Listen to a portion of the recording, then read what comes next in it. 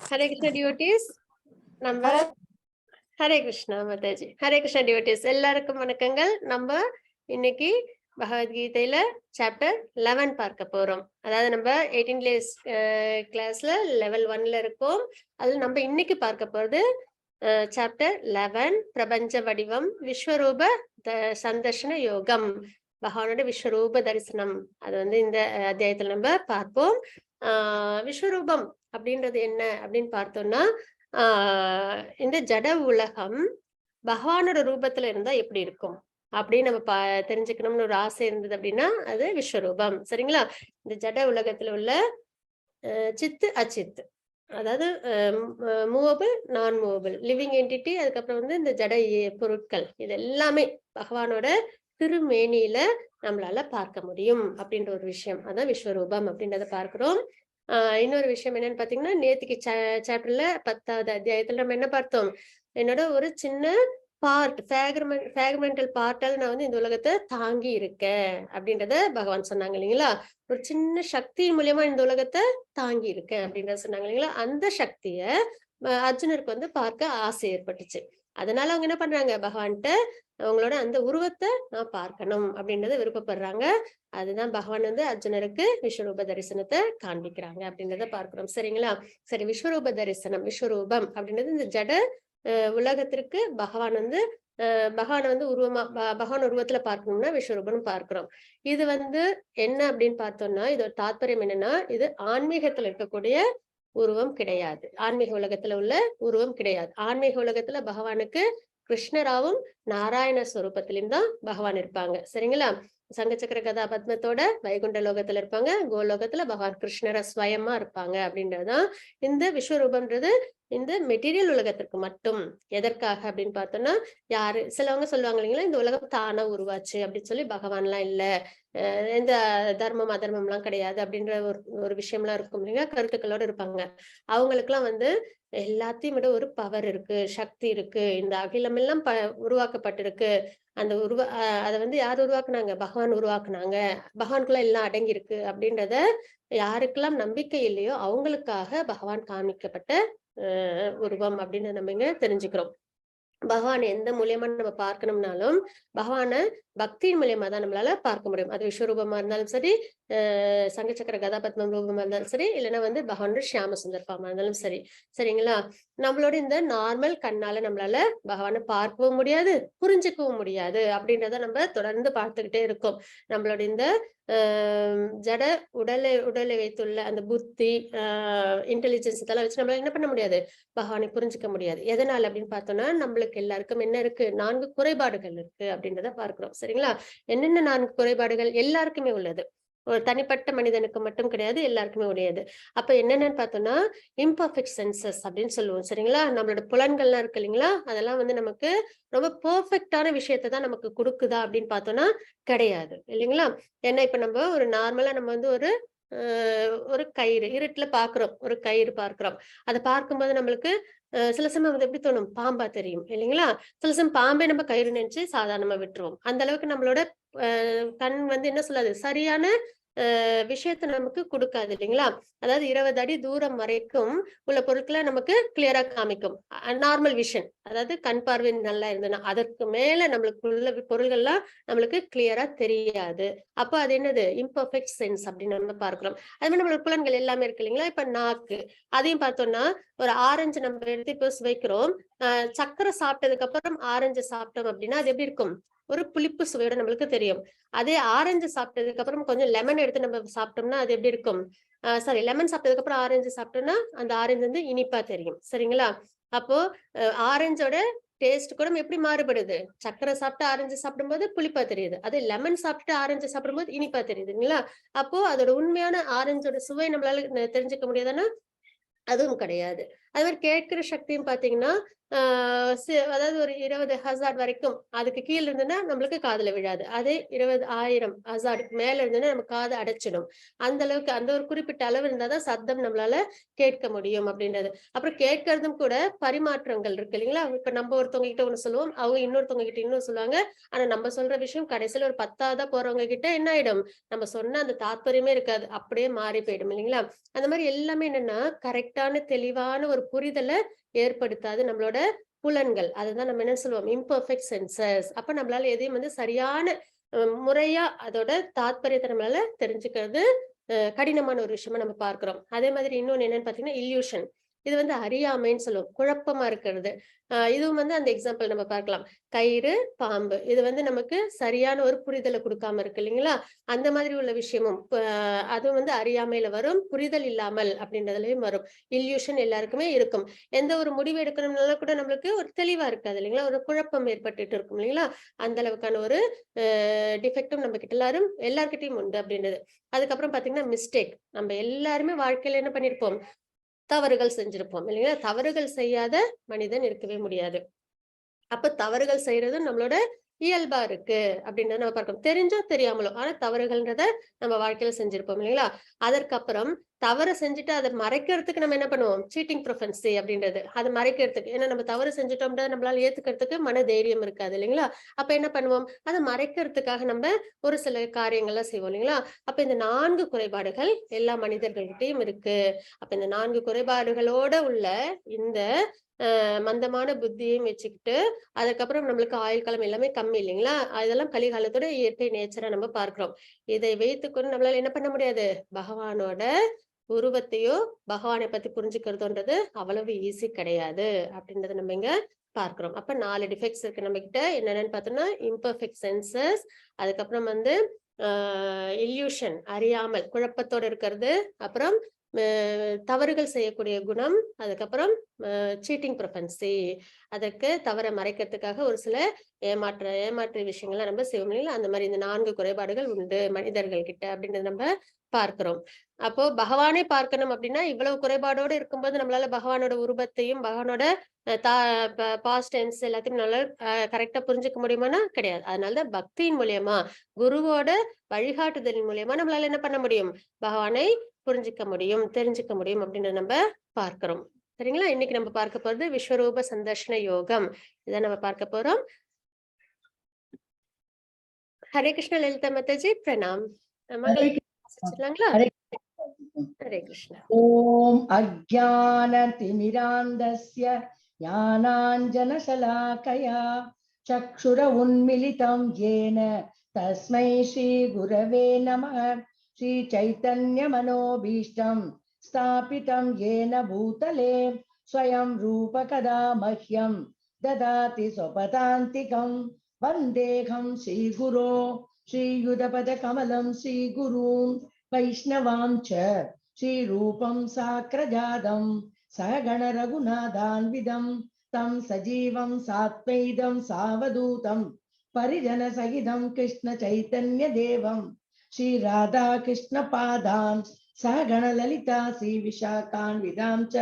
हे कृष्णा करुण सिन्धो दीनबन्धो जगत्पते गोपेशा गोपिका कान्ता राधा कान्ता नमोस्तुते। तप्त कांचन गौरंगी राधे वृंदावनेश्वरी वृषभानुसुते देवी प्रणमामि हरिप्रिये। वाञ्छकल्पतरुभ्यश्च कृपा सिन्धुभ्यश्च पतितानां पावनेभ्यो वैष्णवेभ्यो नमो नमः। नमो ओं विष्णुपादाय कृष्ण प्रेष्ठाय भूतले श्रीमते भक्ति वेदांत स्वामिनिति नामिने। नमस्ते सरस्वती देवी गौरवाणी प्रसारिणे निर्विशेष शून्यवादी पाश्चात्य देशधारिणे। जय श्री कृष्ण चैतन्य प्रभु नित्यानंदा श्री अद्वैत गदाधरा श्रीवासादि गौर भक्त वृंदा। हरे कृष्ण कृष्ण कृष्ण हरे हरे हरे राम राम हरे हरे। हरे कृष्ण कृष्ण कृष्ण हरे हरे हरे राम राम राम हरे हरे। हरे कृष्ण कृष्ण कृष्ण हरे हरे, हरे राम राम राम हरे हरे। ओम नमो भगवते वासुदेवाय नमः। हरे कृष्णा माता जी। हरे कृष्ण माताजी, प्रणाम। थैंक यू माताजी. ஹரே கிருஷ்ண டிவோட்டீஸ், நம்ம நேற்றுக்கு அத்தியாயம் 10 பார்த்தோம். அதோட சுருக்கம் என்ன அப்படின்றத பார்க்கலாம். கிருஷ்ணர் அறியப்படாதவர், அனைவருக்கும் ஆதாரமானவர் அப்படின்றத 10.1 இருந்து 10.7 வரைக்கும் பார்த்தோம். நாமி விது சுராகனா அப்படின்ற ஸ்லோகத்தின் மூலியமாக தூய பக்தி என்பது பகவத்கீதையின் சாராம்சம் சதுர் ஸ்லோகி மூலியமா நம்ம பார்த்தோம். 10.8 இருந்து 10.11 வரைக்கும் மச்சித்தா மத்கத பிராணா அப்படின்ற ஸ்லோகத்தின் மூலியமா நம்ம பார்த்தோம். அர்ஜுனர் கிருஷ்ணரின் உச்சநிலையை ஏற்றுக்கொள்கிறார் அப்படின்றத பார்த்தோம். 10.12 இருந்து 10.18 வரைக்கும் சர்வமேத ருதம் மன்யே அப்படின்ற ஸ்லோகத்தின் மூலியமாக பகவான் கிருஷ்ணர் தனது விபூதிகளை விவரிக்கின்றார் அப்படின்றத 10.19 இருந்து 10.42 வரைக்கும் நம்ம திவ்யாகி ஆத்மா விபூதயா, பார்க்கிற விஷயம் எல்லாம் பகவானா தெரியணும் நமக்கு அப்படின்றத நம்ம தெரிஞ்சுக்கிறோம். சரிங்களா?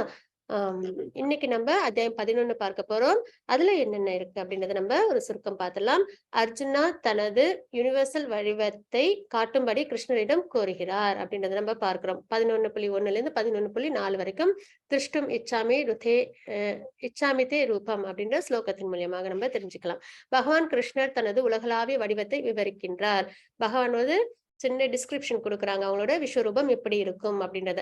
11.5 இருந்து 11.8 வரைக்கும் பகூனி அதிருஷ்ட பூர்வாணி அப்படின்ற ஸ்லோகத்தின் மூலமா நம்ம பார்க்கலாம். யுனிவர்சல் வடிவத்தின் அர்ஜுனரின் பார்வை 11.9 இருந்து 11.14 வரைக்கும் அநேகத் பூத தர்ஷனம் அப்படின்ற ஸ்லோகத்தின் மூலம் நம்ம பார்க்கலாம்.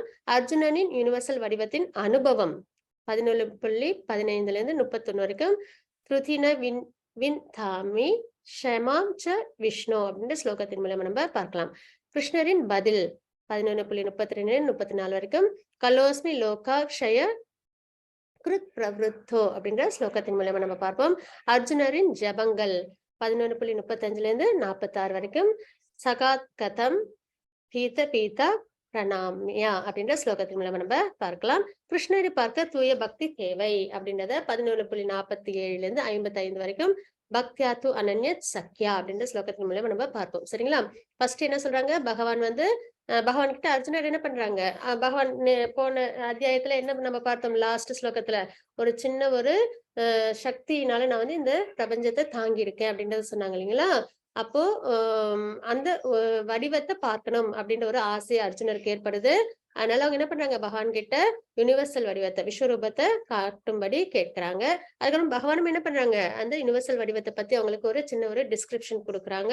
அப்புறம் அர்ஜுனர் வந்து என்ன பண்றாங்க, அந்த யுனிவர்சல் வடிவத்தை பார்க்கிறாங்க. சரிங்களா? பகவான் வந்து விஸ்வரூப தரிசனத்தை காட்டும்போது அதாவது விஸ்வரூபம் எப்படி இருக்கு அப்படின்ற ஒரு பார்வை நம்மளுக்கும் வந்து தெரிய வரும். அர்ஜுனரின் யுனிவர்சல் வடிவத்தின் அனுபவம், அதை பார்த்ததுக்கு அப்புறம் அர்ஜுனரோட அனுபவம் எப்படி இருக்கு அப்படின்றத நம்ம தெரிஞ்சுப்போம். ஆக்சுவலா பியூர் டிவோட்டிஸ்க்கு யுனிவர்சல் வடிவத்துல என்ன பண்ண முடியாது, பக்தியும் அன்பையும் செலுத்த முடியாது, பயம் ஏற்படும் இல்லைங்களா? அப்ப அர்ஜுனருக்கும் என்ன ஆயிடும், பயம் வந்துடும். ஏன்னா அதற்கு முன்னாடி வரைக்கும் பகவான் எப்படி இருந்தாங்க, 2 ஹேண்டட் ஃபார்ம்ல இருந்தாங்க இல்லைங்களா, கிருஷ்ணரா இருந்தாங்க. ஆனா யுனிவர்சல் வடிவத்துல ஜெய்ஜாண்டிக்கா இருந்தாங்க. அதுவும் வந்து நிறைய தலைகளோட நிறைய ஆயுதங்களோட இருக்கும். உங்களுக்கு என்ன ஏற்பட்டுடுது, பயம் ஏற்பட்டுடுது அப்படின்றத நம்ம தெரிஞ்சுக்கிறோம். அப்புறம் பகவானின் பதில், பகவான் வந்து அர்ஜுனருக்கு பதில்கள், அதாவது அவங்க பயந்திருப்பாங்க, அதற்கான ஒரு ஆறுதலான விஷயங்களை பகவான் வந்து கொடுப்பாங்க. அர்ஜுனர் வந்து பிரேயர் சொல்ல ஆரம்பிப்பாங்க. அப்புறம் பகவானை பார்க்க தூய பக்தியே தேவை அப்படின்றத நம்ம கடைசியில நம்ம பார்ப்போம். ஹரே கிருஷ்ண லலிதா மாதாஜி 11.1. हरे कृष्णा। ओम श्री परमात्मने नमः। अथ एकादशोऽध्यायः विश्वरूप दर्शन योगः। अर्जुन उवाच मदनुग्रहाय परमं गुह्यमध्यात्म संकितं यत्तयोक्तं वचस्तेन मोहोऽयं विगतो मम। हरे कृष्णा। ஹரே கிருஷ்ண மாதாஜி. அர்ஜுனர் கூறினார், ஆன்மீகம் சம்பந்தமான பரம ரகசியங்களை அன்புடன் எனக்கு வழங்கியுள்ளீர். இது வரைக்கும் நிறைய ரகசியங்கள் சொல்லியிருக்காங்க இல்லைங்களா? அதாவது 9th சாப்டர் என்னது? மோஸ்ட் கான்ஃபிடென்ஷியல் நாலேஜ் நம்ம பார்த்தோம். மிகவும் ரகசியமான விஷயம். ராஜவித்யா, ராஜகுக்கியம் அப்படின்னு பார்த்தோம். அதுக்கப்புறம் தங்களது இத்தகைய அறிவுரைகளை கேட்டதால் பகவான் தான் சர்வகாரண காரணம்ன்றதையும் சதுஸ்லோகில பகவான் வந்து சொல்லியிருக்காங்க இல்லைங்களா? அப்போ தங்களது இத்தகைய அறிவுரைகளை கேட்டதால் இப்பொழுது எனது மயக்கம் தெளிந்து விட்டது. அர்ஜுனருக்கு இருந்த அந்த மயக்கம் என்ன ஆகுது? அறியாமை அப்படின்றது தெளிவடையுது அப்படின்றத பார்க்கிறோம். ஏன்னா ஆத்ம தத்துவத்தை பத்தி பகவான் வந்து கொடுத்திருக்காங்க. கர்மயோகம் எப்படி பண்றது அப்படின்றத வந்து பகவான் வந்து நம்மளுக்கு உபதேசம் கொடுத்திருக்காங்க. அப்ப இவ்வளவு விஷயங்களும் கேட்டதுக்கு அப்புறம் பகவான் அர்ஜுனருக்கு எப்படி இருக்கு? அவங்களோட மயக்கம் தெளிந்து விட்டது அப்படின்றத சொல்றாங்க. நம்மளோட நிலைப்பாடும் அப்படித்தான் இருக்கணும்.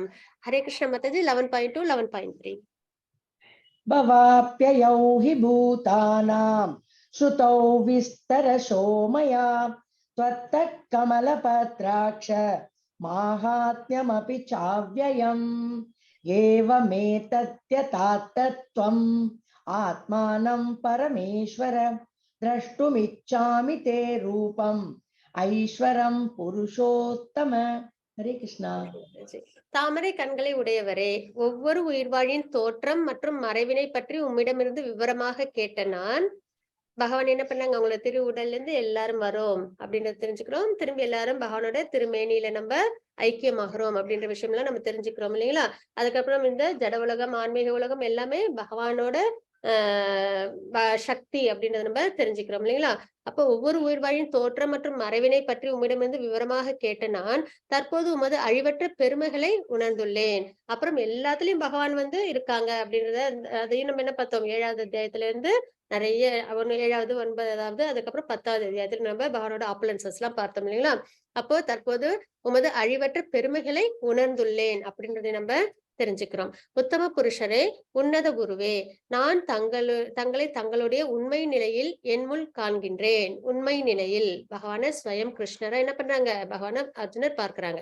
என்ற போதிலும் தங்களை பற்றி தாங்களே விளக்கியபடி இந்த பிரபஞ்ச தோற்றத்திற்குள் தாங்கள் எவ்வாறு உட்புகுந்துள்ளீர் என்பதை காண நான் விரும்புகின்றேன்.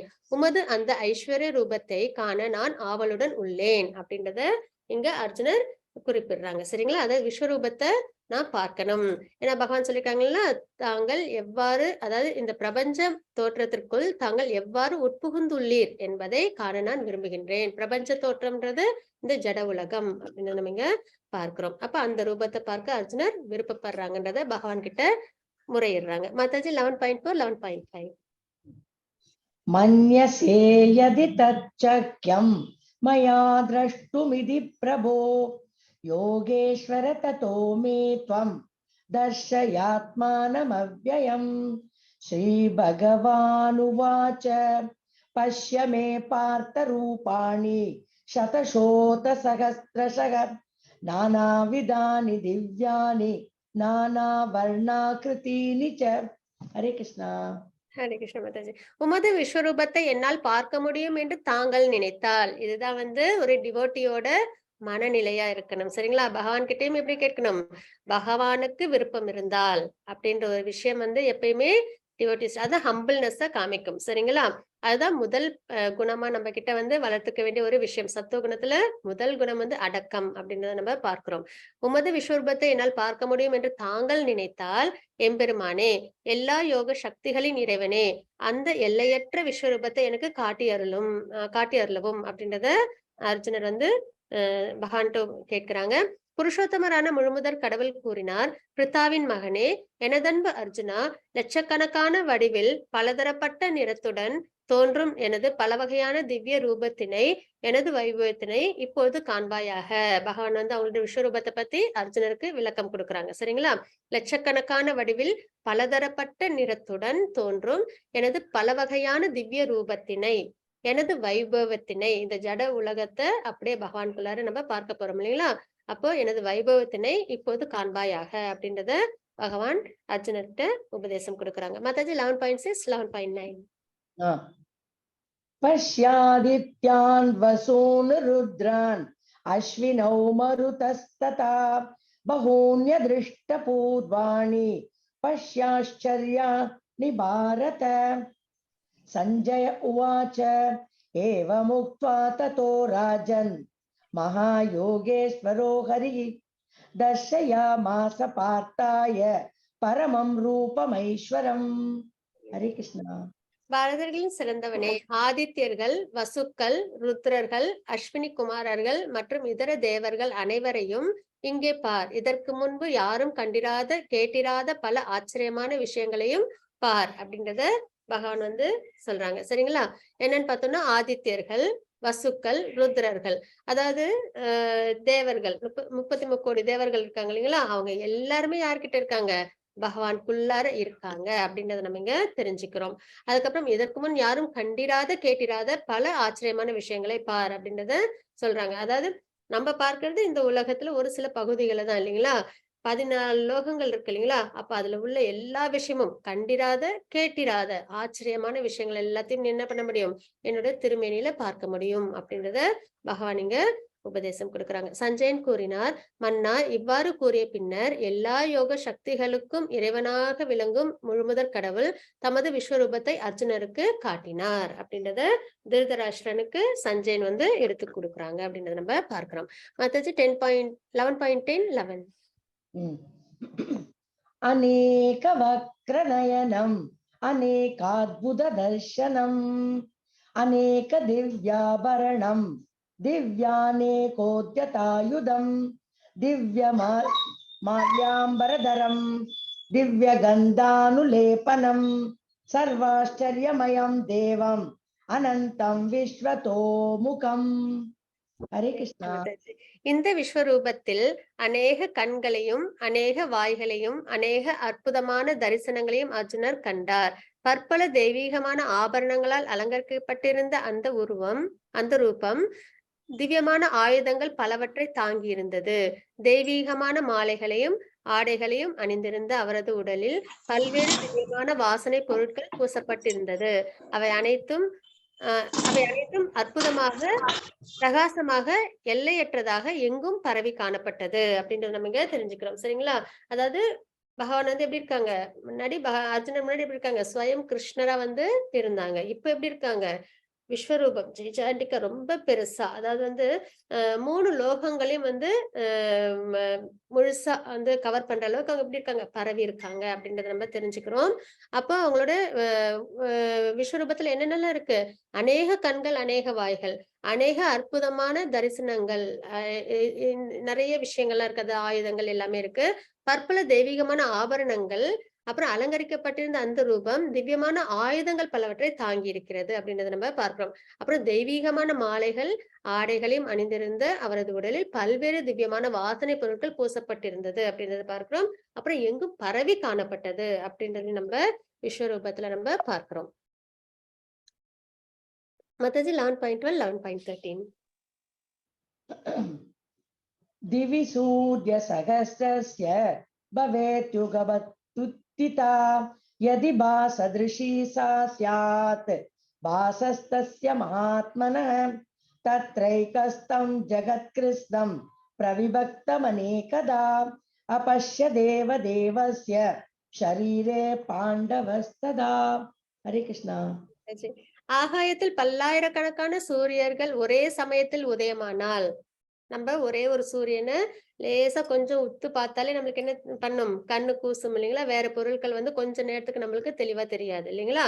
அப்படி இருக்கும் பட்சத்துல பல்லாயிரக்கணக்கான சூரியன்கள் ஒரே சமயத்தில் உதயமானால் அந்த பரமபுருஷருடைய விஸ்வரூப ஜோதிக்கு ஒருவேளை சமமாகலாம் அப்படின்றத நம்ம இந்த ஸ்லோகத்துல இருந்து தெரிஞ்சுக்கிறோம். அச்சமயத்தில் இறைவனுடைய விஸ்வரூபத்தில் பற்பல ஆயிரங்களாக பிரிந்திருந்த அகிலத்தின் பல்வேறு விஸ்தாரங்களை எல்லாம் ஒரே இடத்தில் அர்ஜுனனால் காண முடிந்தது.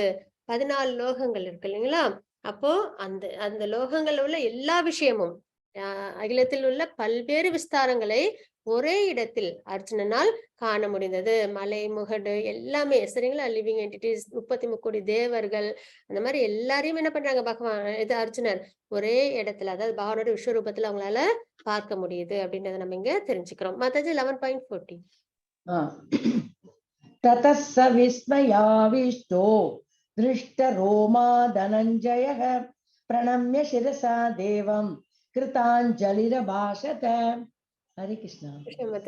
பின்னர் வியப்பினாலும் குழப்பத்தினாலும் மூழ்கிய அர்ஜுனன் தனது உடலில் மயிர்குச்செறிய சிரம் தாழ்த்தி வணங்கியபடி கூப்பிய கரங்களுடன் முழுமுதற் கடவுளிடம் பிரார்த்தனை செய்ய தொடங்கினார் அப்படின்றத நம்ம இந்த ஸ்லோகத்துல தெரிஞ்சுக்கிறோம். விஸ்வரூபத்தை பார்த்த உடனே அர்ஜுனருக்கு எப்படி இருக்கு? பிரம்மாண்டமான ரூபம் இல்லைங்களா? அதுவும் ஆஹ் இயல்பா அமைதியா சாந்தமான ஒரு ரூபம் எல்லாமே எப்படி இருக்கு? உக்ரமா இருக்கு இல்லைங்களா? அப்ப அர்ஜுனரோட நிலைப்பாடு எப்படி இருக்கு? பயத்துல அவங்க பயம் ஏற்பட்டுருச்சு அவங்களுக்கு அப்படின்னு நம்ம பார்க்கிறோம். சரிங்களா? அப்போ வியப்பினாலும் குழப்பத்தினாலும் மூழ்கிய அர்ஜுனன் தனது உடலில் மயிர்கூச்சரிய சிரம் தாழ்த்தி வணங்கியபடி கூப்பிய கரங்களுடன் முழுமுதற் கடவுளிடம் பிரார்த்தனை செய்ய தொடங்கினார் அப்படின்னு நம்ம பார்க்கிறோம். மாதாஜி 11.15 11.16. அர்ஜுன உவாச்ச பஷ்யாமி தேவாம்ஸ்தவ தேவதேகே சர்வாம்ஸ்ததா பூத விசேஷ சங்கான் பிரம்மாணமீஷம் கமலாசனஸ்தம் ரிஷீம் ச சர்வானுரங்காம் ச திவ்யான் அநேக பாஹூதர வக்ர நேத்ரம் பஷ்யாமி த்வாம் சர்வதோனந்த ரூபம் நாந்தம் ந மத்யம் ந புனஸ்தவாதிம் பஷ்யாமி விஸ்வேஸ்வர விஸ்வரூப. ஹரே கிருஷ்ணா. அர்ஜுனர் கூறினார், எனது அன்பிற்குரிய இறைவனே கிருஷ்ணா, எல்லா தேவர்களும் பற்பல இதர உயிரினங்களும் உமது உடலில் சிறப்பாக வீற்றிருப்பதை நான் காண்கின்றேன் அப்படின்றது நம்ம இங்க பார்க்கிறோம். சரிங்களா? அப்ப தேவர்கள், இதர உயிரினங்கள் எல்லாருமே யாருக்கிட்ட இருக்காங்க? பகவான் கிட்ட இருக்காங்க. தாமரை மலரில் அமர்ந்துள்ள பிரம்மதேவர், சிவபெருமான் மற்றும் ரிஷிகள் மற்றும் திவ்யமான நாகங்களையும் நான் காண்கின்றேன். அப்ப எல்லாரும் யாருக்குள்ள இருக்காங்க? பகவானோட திருமேனிக்குள்ளார இருக்காங்க. யார் யாரெல்லாம்? பிரம்மா, சிவபெருமான், ரிஷிகள், திவ்யமான நாகங்கள் எல்லாருமே பகவான் கிட்ட இருக்காங்கன்றத பார்க்கிறோம். உலகத்தில் இறைவனே, விஸ்வரூபமே, நான் உமது உடலில் பற்பல கைகளும் வயிறுகளும் வாய்களும் கண்களும் எல்லையற்று எங்கும் பரவி இருப்பதை காண்கின்றேன். உம்மில் நான் ஆதியோ நடுவையோ முடிவையோ காணவில்லை அப்படின்றத பார்க்கிறோம். அதாவது முழுக்க எல்லா பிரபஞ்சம் முழுக்க பகவானோட திருவுருவம் பரவி இருக்கு அப்படின்றத நம்ம இங்க தெரிஞ்சுக்கிறோம். அதனால அர்ஜுனனால என்ன பண்ண முடியல? ஆரம்பமோ முடிவோ நடுவோ அவங்களால பார்க்க முடியல. அதுவும் எவ்வளவு பிரகாசமா இருக்காங்க? 10,000 கோடிக்கணக்கான சூரியன் ஒரே சமயத்துல உதயமானால் எப்படி பிரகாசம் இருக்குமோ அந்த அளவு பிரகாசத்தோடையும் பகவான் இருக்காங்க இல்லைங்களா? அப்ப அர்ஜுனோட நிலைப்பாடு எப்படி இருக்கு? உண்மையில் நான் ஆதியோ நடுவோ முடிவோ காணவில்லை அப்படின்றத இந்த ஸ்லோகத்துல நம்ம பார்க்கிறோம். மாதாஜி 11, 17, 18, 20, 21. ஒரு நிமிஷம்.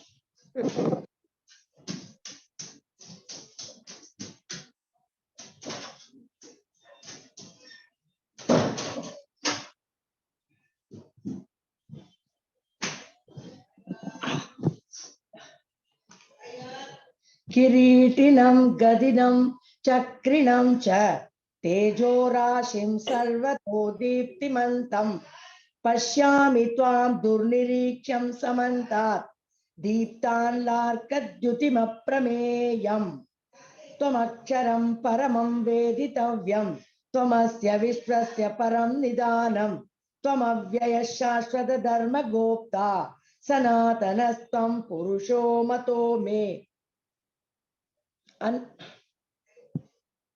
த்யாவா பிருத்திவ்யோரிதமந்தரம் ஹி व्याप्तं त्वयैकेन दिशश्च सर्वा दृष्ट्वाद्भुतं रूपमुग्रं तवेदं लोकत्रयं प्रव्यतितं महात्मन् अमीहि त्वां सुरसङ्गा विशन्ति केचित् भीता प्राज्वलयो गृह्णन्ति स्वस्तीत्युक्त्वा महर्षि सिद्धसङ्गा स्तुवन्ति त्वां स्तुतिभिः पुष्कलाभिः.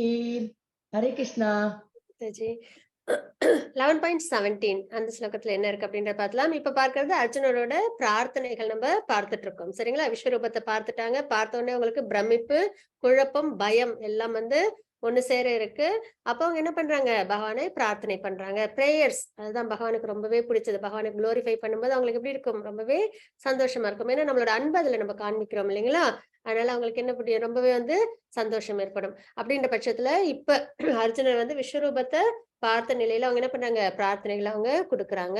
என்னன்னு பார்க்கலாம். அளக்க முடியாத சூரிய ஒளி அல்லது கொழுந்து விட்டு எரியும் நெருப்பினை போன்று எல்லா திசைகளிலும் பிரகாசமாக விளங்கும் ஜோதியினால் உமது உருவத்தை பார்ப்பதற்கு கடினமாக உள்ளது.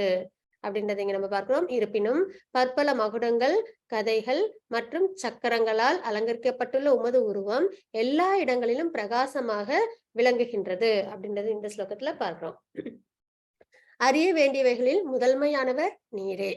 நம்ம ஒரு விஷயம் தெரிஞ்சுக்கணும்னா அது யாரு? பகவான் அப்படின்றத நம்மளுக்கு தெரிஞ்சுக்க வேண்டிய ஒரு விஷயம் பகவத்கீதை, பாகவதம். ஏன்னா பகவானை நம்ம எப்படி அடையறதுன்றத அதுலதான் நம்மளால தெரிஞ்சுக்க முடியும். அப்ப அறிய வேண்டியவைகளில் முதன்மையானவர் நீரே, எல்லா அகிலங்களிலும் இறுதி ஆதாரம் நீரே. நீர் அழிவற்றவர், மிக பழமையானவர், தர்மத்தின் நித்திய பாதுகாவலர் மற்றும் புருஷோத்தமராகிய முழுமுதற் கடவுள். இதுவே எனது அபிப்பிராயம் அப்படின்றத நம்ம இந்த பிரேயர்ஸ்ல பார்க்கிறோம். தாங்கள் ஒருவரே என்ற போதிலும் வானம், பூமி மற்றும் இரண்டிற்கும் இடைப்பட்ட இடம் என எல்லா திசைகளிலும் வியாபித்துள்ளீர். மகாத்மாவே, இந்த அற்புதமான உக்ர ரூபத்தை கண்டு மூவுலகும் குழம்பியுள்ளது. அப்ப யாரெல்லாம் பார்த்திருக்காங்க? 3 உலகத்தில் உள்ளவங்களும் பார்த்திருக்காங்க. பூலோகம், பூர்லோகம், சொர்க்கலோகம். சரிங்களா? உலகமும் குழம்பியுள்ளது அப்படின்னு நம்ம பார்க்கிறோம். தேவர்கள் அனைவரும் உம்மிடம் சரணடைந்து உம்மில் புகுந்து கொண்டுள்ளனர் அப்படின்னு நம்ம பார்க்கிறோம். அப்போ தேவர்கள், சொர்க்கலோகத்துல உள்ள தேவர்கள்லாம் விஸ்வரூபத்தை பார்த்தோன்னே என்ன பண்றாங்க? பகவான்கிட்ட சரணம் அடைஞ்சு பகவான் கிட்ட அடைக்கலமா வராங்க. அவர்களில் சிலர் மிகவும் அச்சமுற்று கூப்பிய கரங்களுடன் பிரார்த்தனை செய்கின்றனர். நிறைய பேருக்கு என்ன ஆயிடுது? பயம் வந்துருது. அதனால அவங்க என்ன பண்றாங்க? பகவான்கிட்ட பிரார்த்தனைகள் செய்யறாங்க அப்படின்னு நம்ம பார்க்கிறோம். மகாரிஷிகளும் சித்தர்களும் அமைதி என்று கதறியபடி வேத மந்திரங்களை பாடி உம்மிடம் பிரார்த்தனை செய்கின்றனர். மகாரிஷிகள், சித்தர்கள் இவங்கெல்லாம் எங்க இருப்பாங்க? மகரலோகம், ஜனலோகம், தபலோகம் எல்லாம் இருக்கு இல்லைங்களா? அங்கெல்லாம் ரிஷிகள்லாம் இருப்பாங்க. அவங்களாம் என்ன பண்றாங்க? விஸ்வரூபத்தை பார்த்தோன்னே அமைதி அமைதின்னு கதறியபடி வேத மந்திரங்கள் எல்லாம் அவங்க என்ன பண்றாங்க? உச்சரிக்க ஆரம்பிக்கிறாங்க அப்படின்றத நம்ம இந்த ஸ்லோகத்துல நம்ம தெரிஞ்சுக்கிறோம். 11.23, 24. रूपं महत्ते बहुवक्रनेत्रं महाबाहो बहुबाहुरुपादं बहुदरं बहुदंष्ट्राकरालं दृष्ट्वा लोका प्रव्यथितास्तथाहं नभःपृशं दीप्तमनेकवर्णं यात्ताननं दीप्तविशालनेत्रं दृष्ट्वा हि त्वां प्रव्यथितान्तरात्मा கிருதிம் ந விந்தாமி சமம் ச விஷ்ணு. ஹரே கிருஷ்ணா. ஹரே கிருஷ்ண மாதாஜி. வலிமையான புயங்களை உடையவரே, உமது பற்பல முகங்கள், கண்கள், கைகள், வயிறுகள், கால்கள் மற்றும் உமது பற்பல பயங்கரமான பற்களை கண்டு தேவர்கள் உட்பட உலகில் உள்ள அனைவரும் குழம்பியுள்ளனர்.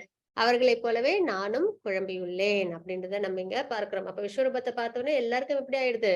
குழப்பம் ஏற்பட்டுருது அப்படின்னு நம்ம இங்க தெரிஞ்சுக்கிறோம். சரிங்களா? பயமும் ஏற்பட்டிருக்கு அப்படின்னு தெரிஞ்சுக்கிறோம். எங்கும் நிறைந்த விஷ்ணுவே, வானத்தை தொடும் உமது பற்பல ஒளிரும் நிறங்கள், திறந்த வாய்கள் மற்றும் பிரகாசிக்கக்கூடிய விசாலமான கண்களுடன் உம்மை நான் காணும் பொழுது எனது மனம் பயத்தினால் குழம்புகிறது.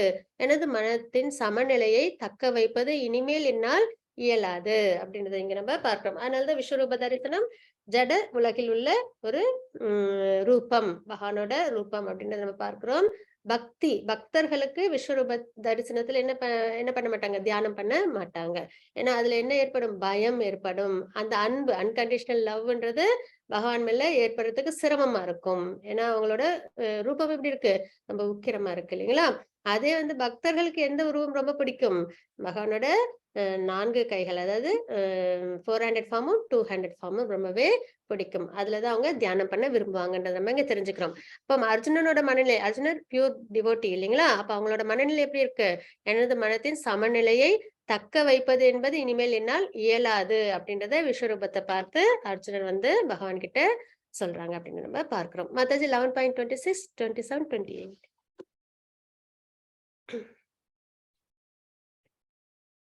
அமீ ச த்வாம் திருதராஷ்டிரஸ்ய புத்ரா சர்வே சகைவாவனிபால சங்கை பீஷ்மோ துரோண சூத புத்திரஸ்ததாசௌ சஹாஸ்மதீயைரபி யோத முக்யைஹி வக்ராணி தே த்வரமாணா விஷந்தி தம்ஷ்ட்ரா கராலானி பயானகானி கேசித் லக்னா தசாந்தரேஷு சந்திருஷ்யந்தே சூர்ணிதைருத்தமாங்கைஹி யதா நதீனாம் பகவோம்புவேகா சமுத்திரமேவாபிமுகா த்ரவந்தி तथा तवामि नरलोकवीरा विशन्ति वक्राण्यभिविज्वलन्ति.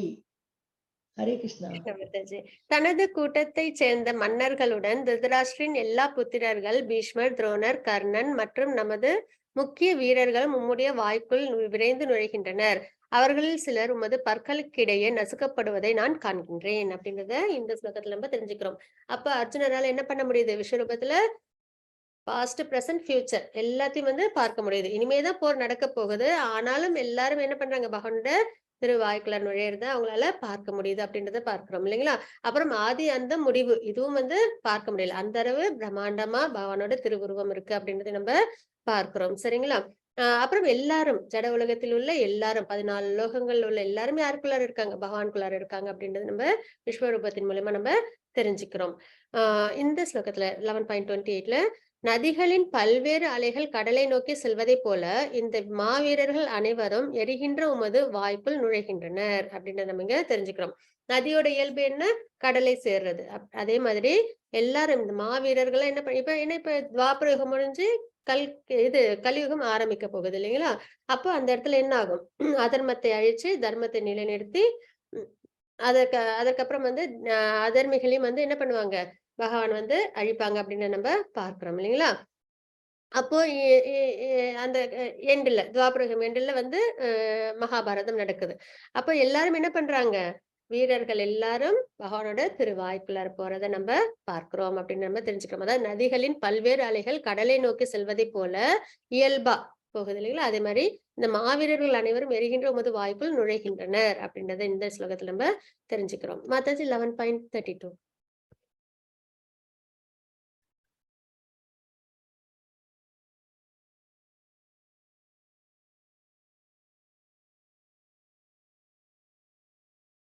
ललिता माताजी 11.32. अच्छा தொடக்கவேல. श्री भगवानुवाच कालोऽस्मि लोकक्षयकृत् प्रवृद्ध लोकान् समाहर्तुमिह प्रवृत्त ऋतेऽपि त्वां न भविष्यन्ति सर्वे एव स्थिता प्रत्यनीकेषु योधाः. हरे कृष्णा. புருஷோத்தமரான முழுமுதற் கடவுள் கூறினார், காலம் நான், உலகங்களை அழிப்பவற்றில் மிக பெரியவன், எல்லா மக்களையும் அழிப்பதற்காக நான் வந்துள்ளேன். உங்களை தவிர, அதாவது பாண்டவர்களை தவிர இரு தரப்பிலும் உள்ள எல்லா வீரர்களும் அழிக்கப்படுவர் அப்படின்றத நம்ம பார்க்கிறோம். சரிங்களா? பகவான் இதுல என்ன சொல்றாங்க? காலம், எல்லாத்தையும் அழிக்கக்கூடிய காலம் அப்படின்றத இங்க நம்ம பார்க்கிறோம். சரிங்களா? அழிப்பவற்றில் மிக பெரியவன் அப்படின்றத நம்ம இந்த ஸ்லோகத்துல நம்ம தெரிஞ்சுக்கிறோம். அப்ப யார் மட்டும் மிஞ்சி இருப்பாங்க? பாண்டவர்கள் தவிர மத்த எல்லாரும் என்ன பண்ணுவாங்க? இந்த போர்ல வந்து அழிக்கப்படுவார்கள் அப்படின்றத பகவான் இந்த ஸ்லோகத்துல உபதேசம் கொடுக்குறாங்க. மாதாஜி 11.33. तस्मात् त्वमुत्तिष्ठ यशो लभस्व जित्वा शत्रून् भुङ्क्ष्व राज्यं समुद्रं मयैवैते निगता पूर्वमेव निमित्तमात्रं भव सव्यसाचिन्. हरे कृष्णा. ஹரே கிருஷ்ண மாதாஜி. எனவே எழுந்து போரிட தயாராகு, உனது எதிரிகளை வென்று புகழுடன் வளமாக அரசினை அனுபவிப்பாயாக. அப்போ போர் பண்ணி முடிச்சதுக்கு அப்புறம் என்ன நடக்கும் அப்படின்றத பகவான் இங்கே என்ன பண்ணிட்டாங்க?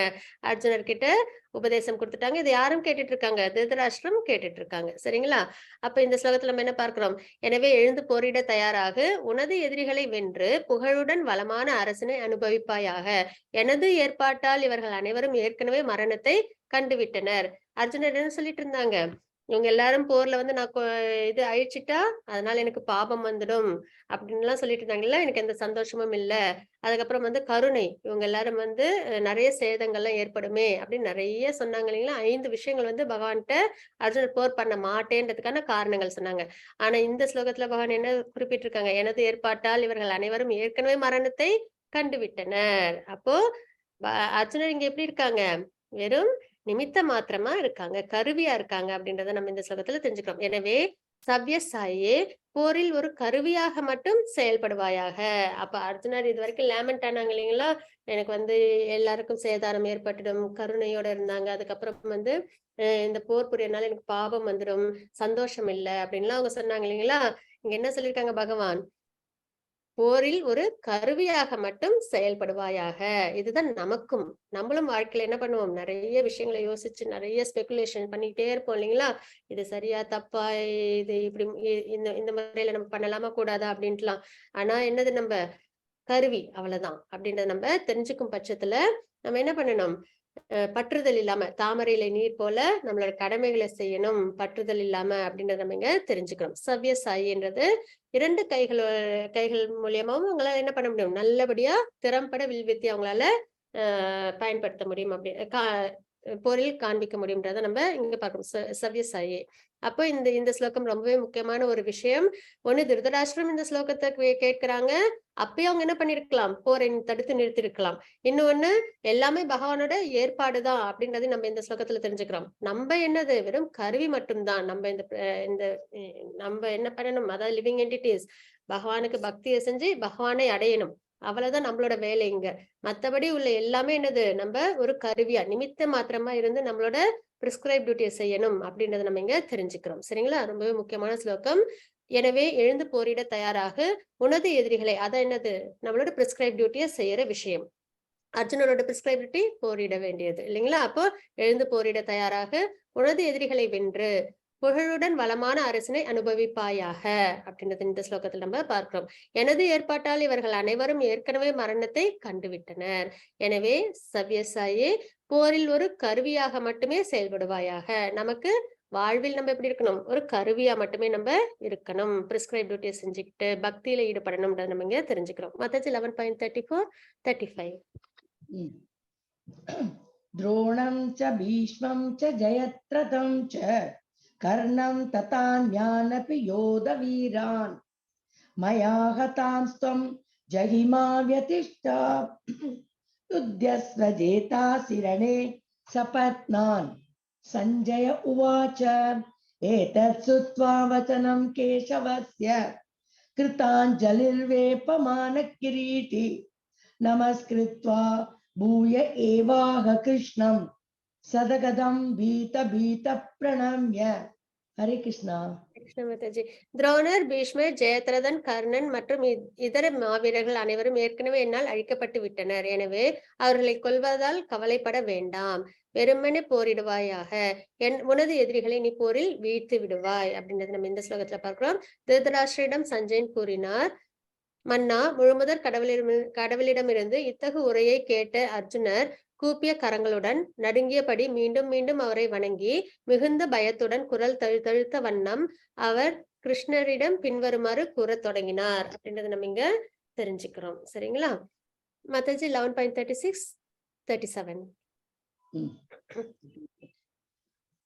अर्जुन उवाच स्थाने ऋषिकेश तव प्रकीर्त्या जगत् प्रहृष्यत्यनुरुज्यते च रक्षांसि भीतानि दिशो द्रवन्ति सर्वे नमस्यन्ति च सिद्धसङ्गा कस्माश्च तेन न मेरन्महात्मन् गरीयसे ब्रह्मणोऽप्यादिकर्त्रे अनन्तदेवेश जगन्निवास त्वमक्षरं सदसत्तत्परं यत् त्वमादिदेव पुरुषः पुराणस् त्वमस्य विश्वस्य परं निदानं वेत्तासि वेद्यं च परं च धाम त्वया ततं विश्वमनन्तरूप. हरे कृष्णा. हरे कृष्ण. मुतेजी அர்ஜுனர் கூறினார், புலன்களின் அதிபதியே, உமது திருநாமத்தை கேட்பதால் உலகம் ஆனந்தம் அடைகிறது. புலன்களின் அதிபதியே ரிஷிகேஷா அப்படின்னு நம்ம பார்க்கிறோம் இல்லைங்களா? அப்ப புலன்களோட அதிபதி யாரு? பகவான். அப்ப பகவானுக்காக தான் நம்மளோட புலன்களை நம்ம பயன்படுத்தணுமே தவிர, பக்தி சேவையில ஈடுபடுத்தணுமே தவிர, நம்ம என்ன பண்ணக்கூடாது, நம்மளோட புலன் திருப்திக்காக நம்மளோட நம்ம புலன்களை பயன்படுத்தக்கூடாது அப்படின்ற ஒரு விஷயம் நம்ம இங்க பார்க்கிறோம். அப்புறம் பகவான் கிட்ட நம்ம என்ன பண்ணணும், புலன்களின் அதிபதி அப்படின்னும் போது நம்மளையும் பக்தி செயல் ஈடுபடுறதுக்கு பகவான்கிட்ட நம்ம பிரார்த்தனைகளை செய்யணும் அப்படின்னு நம்ம தெரிஞ்சுக்கிறோம். புலன்களின் அதிபதியே, உமது திருநாமத்தை கேட்பதால் உலகம் ஆனந்தம் அடைகிறது. பகவானோட திருநாமத்தை கேட்கும் போது என்ன ஆகுது, எல்லாருக்கும் ஆனந்தம் கிடைக்குது. அதன் மூலம் அனைவரும் உம்மிடம் பற்றுதல் கொள்கின்றனர். சித்தர்கள் மரியாதையுடன் உம்மை வணங்கும் அதே சமயத்தில் அசுரர்கள் அச்சமுற்று இங்கும் அங்கும் ஓடுகின்றனர். இவை அனைத்தும் சிறப்பாக நடைபெறுகின்றன அப்படின்றது இந்த ஸ்லோகத்துல பார்க்கிறோம். அப்போ யாரெல்லாம் சத்துவகுணத்தில் இருக்காங்களோ, பக்தி சேவையில் ஈடுபடுறாங்களோ, அவங்கள என்ன பண்றாங்க, பகவான் கிட்ட சரணம் அடைகிறாங்க. அதே அசுரர்கள் என்ன பண்றாங்க, பயம் ஏற்படுது அசுரர்களுக்கு. எதனால? அவங்க ரஜோகுணம் தமோகுணத்துல இருக்காங்க இல்லைங்களா? அதனால அவங்க என்ன பண்றாங்க, அவங்களுக்கு அதர்மங்கள் செய்யறதுக்கு அவங்களுக்கு நிறைய வாய்ப்புகள் இருக்கு இல்லைங்களா? அப்ப அவங்களுக்கு என்ன ஏற்படுது, பகவானை பார்க்கும்போது பயம் ஏற்படுது அப்படின்னு நம்ம பார்க்கிறோம். அப்போ டிவோட்டிஸ் எப்படி இருப்பாங்க பகவான்கிட்ட, ரொம்பவே அன்போட இருப்பாங்க அப்படின்னு நம்ம இங்க தெரிஞ்சுக்கிறோம்.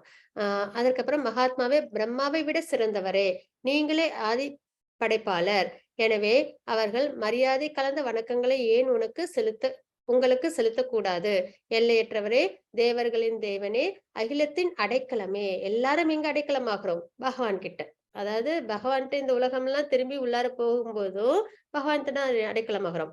அதே இந்த ஆத்மா பகவானை அடையும் போதும், அதாவது நித்தியசூரிகள் ஆகும்போதும் நம்ம யார்கிட்ட போறோம், பகவான்கிட்ட தான் அடைக்கலமாகிறோம். அப்ப அகிலத்தின் அடைக்கலமே, தாங்கள் அழிவற்றவர், எல்லா காரணங்களுக்கும் காரணம், இந்த ஜட தோற்றத்திற்கு அப்பாற்பட்டவர் அப்படின்றத நம்ம இங்க தெரிஞ்சுக்கிறோம். நீரே ஆதிதேவர், புருஷர், மிகவும் பழமையானவர், படைக்கப்பட்ட இந்த உலகத்தின் இறுதி அடைக்கலம், அனைத்தையும் அறிந்தவரும் அறியப்பட வேண்டியவரும் நீரே, பௌதீக குணங்களுக்கு அப்பாற்பட்ட உன்னத அடைக்கலம் நீரே. பௌதீக குணங்கள், முக்குணங்கள் இருக்கு இல்லைங்களா, அதற்கெல்லாம் அப்பாற்பட்டது அப்பாற்பட்டு இருக்கிறவங்க யாரு, பகவான் அப்படின்னு நம்ம இங்க தெரிஞ்சுக்கிறோம். அதுக்கப்புறம் இறுதி அடைக்கலமும், சோல் கடைசியா யார்கிட்டதான் போகும், பகவான் கிட்டதான் போகும். ஆனா நிறைய என்ன பண்ணும், அங்க இங்க பிறவிகள் எடுத்து எடுத்து பிறப்புன்ற சுழற்சியில இருந்துகிட்டே இருக்கும். ஆனா கடைசியில எல்லாருமே என்ன பண்ணணும், கிருஷ்ண பக்திக்கு வந்து பகவானை அடையறதுதான் ஃபைனல் கோலா இருக்கும். அல்டிமேட் கோலே அதுதான். அப்ப இறுதி அடைக்கலம், பகவானோட அனுகிரகத்துல நமக்கு எல்லாருக்கும் இப்போ கிடைச்சிருக்கு பகவானோட பக்தி. அதை நம்ம எல்லாரும் என்ன பண்ணணும், வாழ்க்கையில தினம்படி நம்ம கடைபிடிக்கணும்ன்றதை நம்ம தெரிஞ்சுக்கிறோம். அப்ப இறுதி அடைக்கலம், அனைத்தையும் அறிந்தவரும் அறியப்பட வேண்டியவரும் நீரே, பௌதீக குணங்களுக்கு அப்பாற்பட்ட உன்னத அடைக்கலம் நீரே, எல்லையற்ற ரூபமே, பிரபஞ்ச தோற்றம் முழுவதும் தாங்கள் பரவியுள்ளீர் அப்படின்றத நம்ம இந்த ஸ்லோகத்துல பார்க்கிறோம். மாதாஜி 11.41, 42.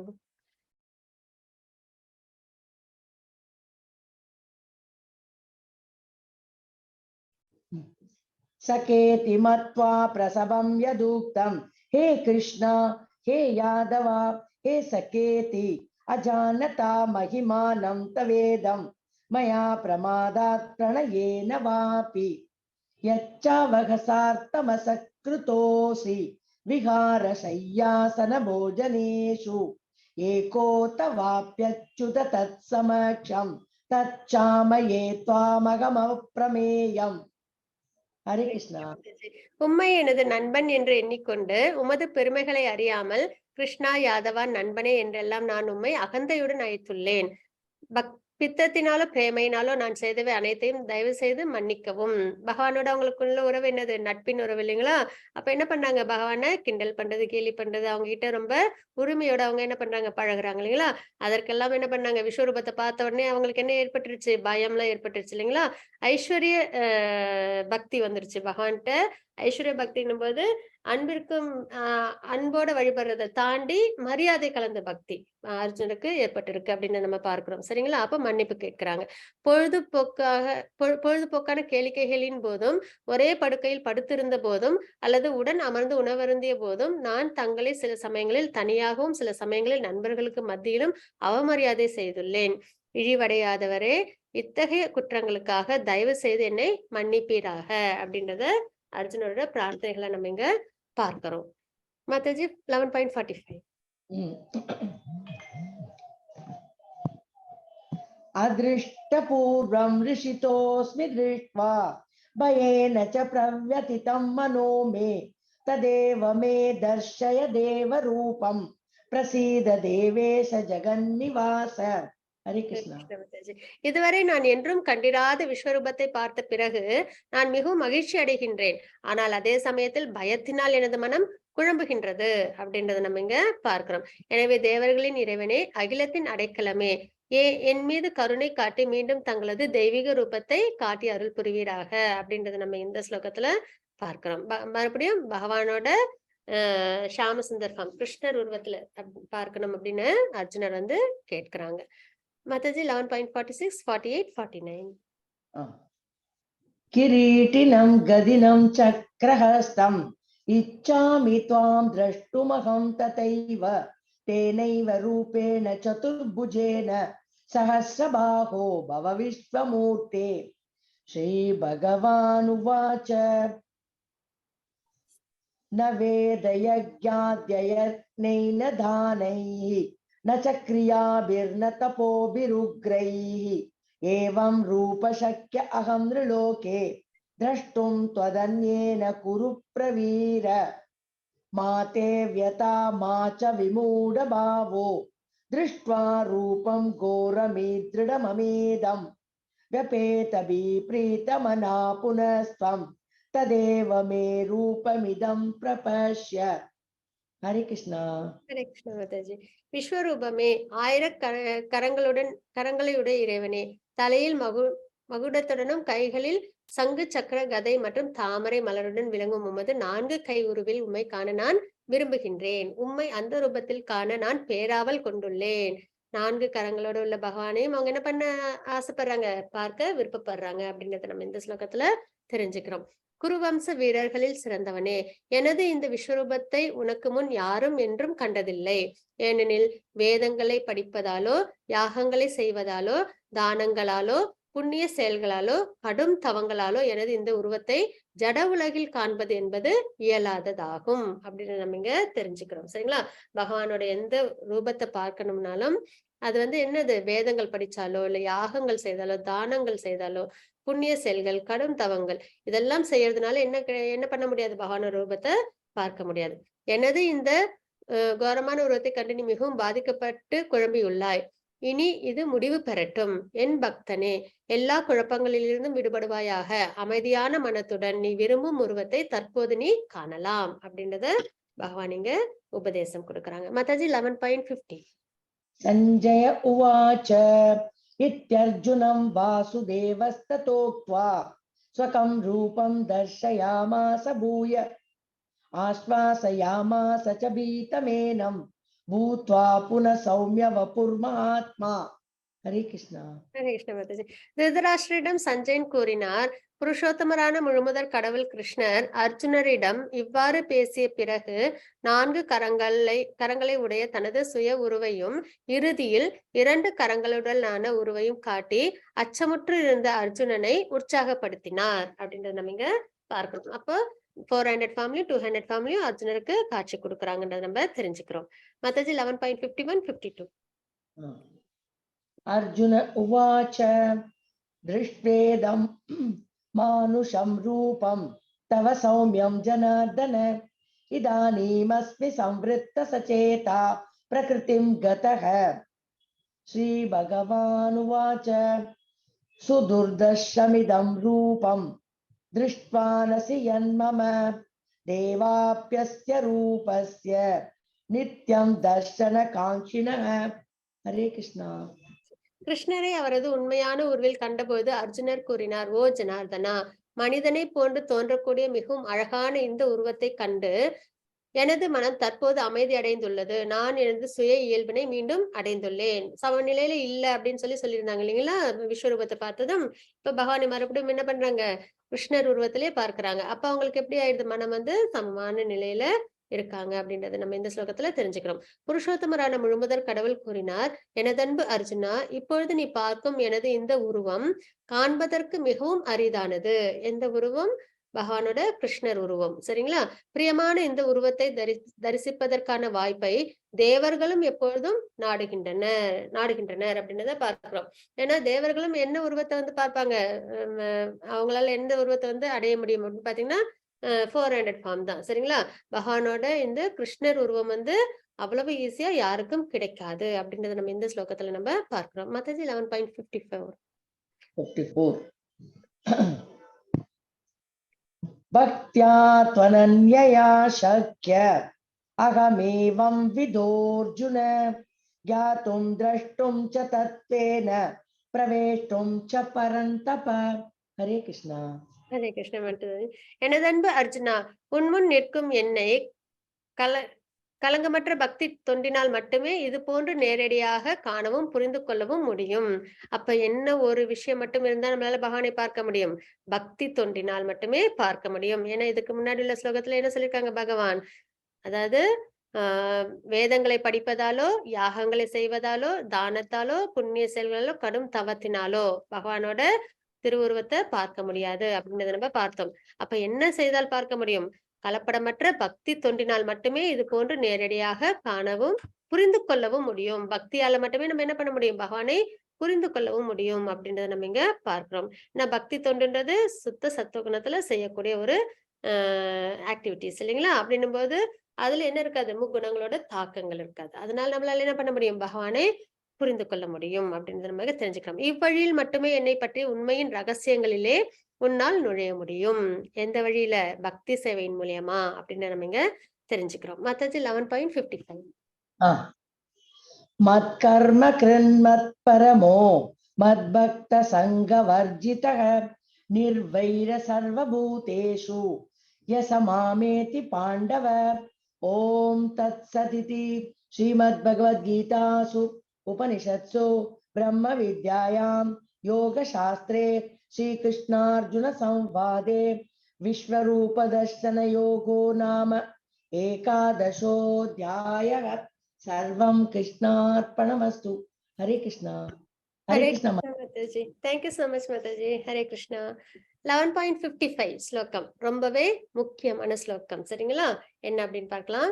எனதன்பு அர்ஜுனா, எவனொருவன் எனது தூய பக்தி தொண்டில் ஈடுபட்டுள்ளானோ, பக்தி தொண்டு சரிங்களா, பலநோக்கு செயல்கள் மற்றும் மன கற்பனைகளின் கலங்கங்களிலிருந்து முற்றிலும் விடுபட்டுள்ளானோ. பலநோக்கு செயல்கள் என்பது ஃப்ரூட்டிவ் ரிசல்ட்ஸ் எதிர்பார்த்து செய்யக்கூடிய செயல்கள், பலனை எதிர்பார்த்து செய்யக்கூடிய செயல்கள். மனக்கற்பனைகள் அதாவது நம்பிக்கை இல்லாம பகவான் யாரு அப்படின்றதெல்லாம் கொஞ்சம் சிரமமா யோசிச்சு ஒரு மாதிரி ஸ்பெகுலேஷன் பண்ணிட்டே இருப்பாங்க இல்லைங்களா? அந்த மாதிரி மனக்கற்பனைகளின் கலக்கங்களிலிருந்து முற்றிலும் விடுபட்டுள்ளானோ, எனக்காக செயல்படுகின்றானோ, பகவானுக்காக செயல் புரியறது, பகவானை முன்னிலைப்படுத்தி நம்ம வாழ்க்கையை நம்ம வாழறது. ஏன்னா நம்ம நிறைய செயல்கள் செய்யறோம் இல்லைங்களா? அப்படி இருக்கும் பட்சத்துல பகவானுக்காக செய்யக்கூடிய செயல்களை நம்ம செய்யணும். என்னை தனது வாழ்வின் பரம இலக்காக வைத்துள்ளானோ, பகவானை அடையிறதுதான் நம்மளோட வாழ்க்கையோட தாத்பரியம், அதுதான் பரம இலக்கு. ஏன்னா நம்ம இந்த ஜட உலகத்துல நிறைய வச்சிருப்போம் இல்லைங்களா? ஆசைகள், இது அடையணும் அது அடையணும் அப்படின்லாம். ஆனா யார் ஒருத்தவங்க பக்தி செஞ்சு பகவானை ஆத்மா பரமாத்மாவை அடையணும், பக்தி சேவையில் ஈடுபடணும் அப்படின்றது தெரிஞ்சு பகவானை பரம இலக்கா வச்சிருக்காங்களோ அவங்க, மற்றும் எல்லா உயிர்களிடத்திலும் நண்பனாக உள்ளானோ. எப்போ நண்பனா இருக்க முடியும்? நம்ம ஆத்மாவா எல்லாரையும் பார்க்கும்போது, பரமாத்மா எல்லார்கிட்டயும் இருக்காங்க, ஆத்மாவா எல்லாரையும் நம்ம பார்க்கும்போது நம்மளால என்ன பண்ண முடியும்? எல்லாரையும் நம்மளால நண்பனா பார்க்க முடியும். அந்த நேரத்துல என்ன நம்மளுக்கு அந்த தாக்கங்கள் இருக்காது, முக்குணங்களோட தாக்கங்கள் இருக்காது. முக்குணங்களோட தாக்கங்கள் இருந்தாதான் இருமைகள் இருக்கும் இல்லைங்களா? நண்பன் விரோதி அதெல்லாம் குணங்களின் அடிப்படையில வர விஷயங்கள். அப்போ எப்படி இருக்கு? நம்ம எல்லா உயிர்களிடத்திலும் நண்பனாக உள்ளானோ, அவன் நிச்சயமாக என்னை வந்தடைகின்றான் அப்படின்றத இந்த ஸ்லோகத்துல நம்ம பார்க்கிறோம். அன்பு ஒண்ணுதான், அதாவது பக்தி தொண்டுதான் சிறந்ததுன்றத பார்த்தோம். இதற்கு முன்னாடி உள்ள ஸ்லோகத்துல பகவானை பார்க்கவும் புரிந்து கொள்ளவும் முடியும்ன்றது. இந்த ஸ்லோகத்துல என்ன பார்க்கிறோம்? எவனொருவன் எனது தூய பக்தி தொண்டில் ஈடுபட்டுள்ளானோ, பலநோக்கு செயல்கள் மற்றும் மன கற்பனைகளின் கலக்கங்களிலிருந்து முற்றிலும் விடுபட்டுள்ளானோ, எனக்காக செயல்படுகின்றானோ, என்னை தனது வாழ்வின் பரம இலக்காக வைத்துள்ளானோ. இதெல்லாம் நம்ம செய்யணும் அப்படின்னா நிறைய டிவோட்டிஸோட ஸ்டோரிஸ் தெரியும். டிவோட்டிஸ் எப்படி பக்தி பண்ணாங்க, அதாவது அம்பரீஷ் மகாராஜ், துருவ மகாராஜ், பிரகலாத் மகாராஜ், பரத் மகாராஜ், இந்த மாதிரி நிறைய டிவோட்டிஸ் எல்லாம் இருக்காங்க இல்லைங்களா?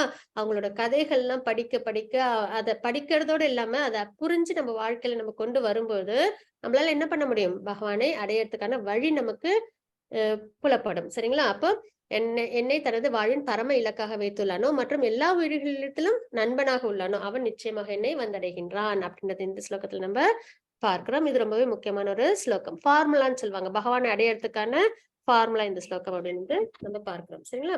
வாஞ்சா கல்பத்தருபஸ்ய கிருபா சிந்து பயவச்ச பதிதானம் பாவனேபியோ வைஷ்ணவேபியோ நமோ நமः. அனந்த கோடி வைஷ்ணவ ஜெய். ஸ்ரீல பிரபுபாத் கி ஜெய். ஹரே கிருஷ்ணா.